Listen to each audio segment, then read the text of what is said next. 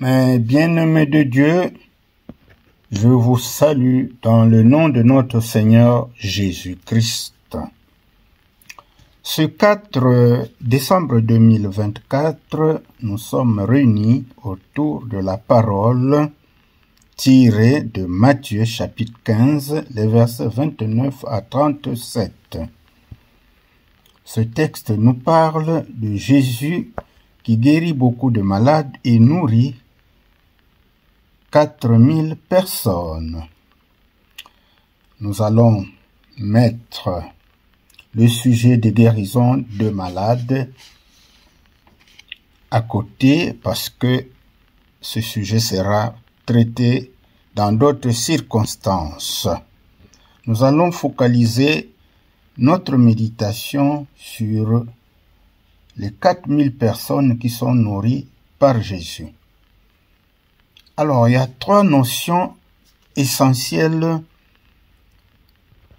qui vont constituer la toile de fond de notre méditation. Les paroles de Jésus. Jésus a compassion de la foule. Ça, c'est la première expression de Jésus. La deuxième expression, c'est la foi des apôtres qui est mise à l'épreuve.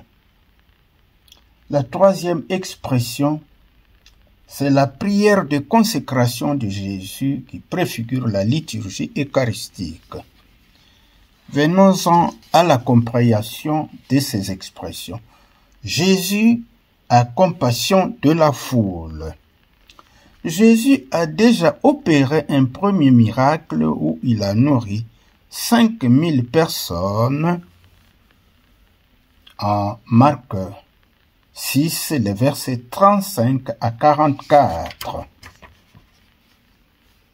Dans ce cas, dans Marc donc, Jésus a nourri une foule composée essentiellement de Juifs.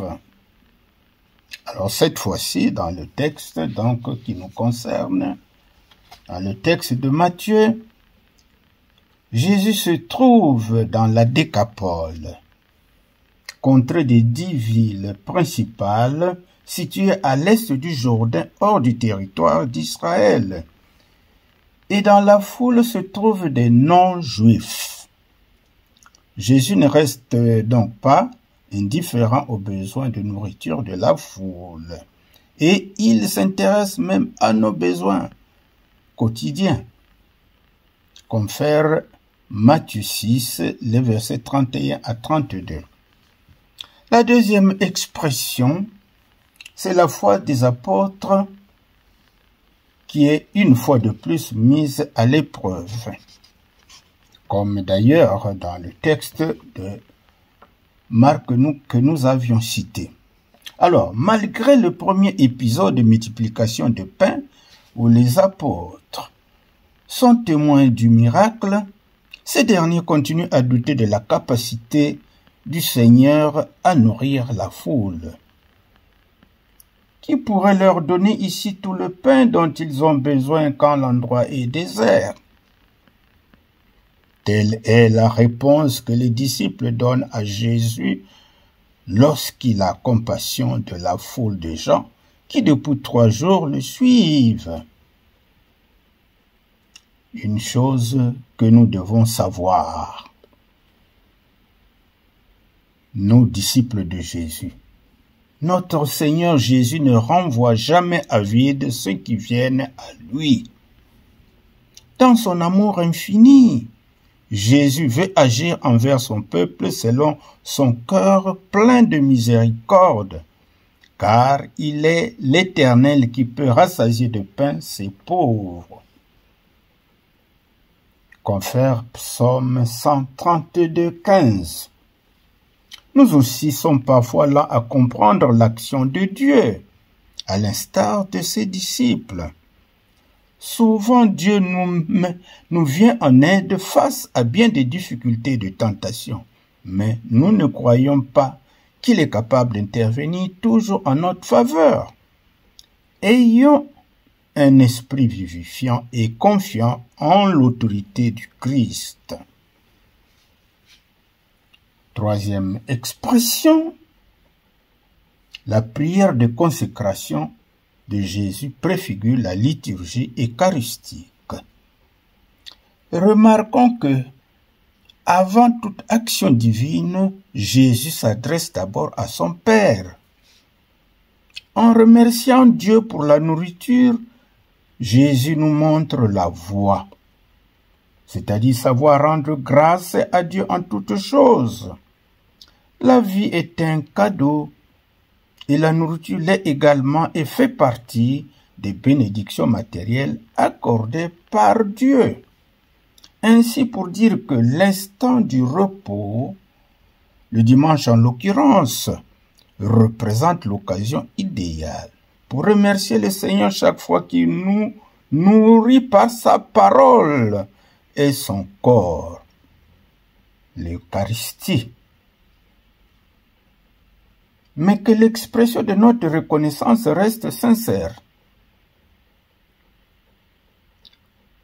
Jésus ne nous nourrit pas seulement le jour dominical, même pendant les offices journaliers. Nous pouvons communier aux deux espèces, à la parole et à l'Eucharistie. Que l'expression donc de notre reconnaissance reste sincère. Et si quelqu'un se joint à une église ou un groupe de prière, uniquement dans l'espoir d'obtenir des avantages matériels et physiques, sa culpabilité augmente aux yeux de Dieu. C'est dire que lorsque notre connaissance de Dieu se développe, notre responsabilité d'obéir augmente également, tout comme notre culpabilité.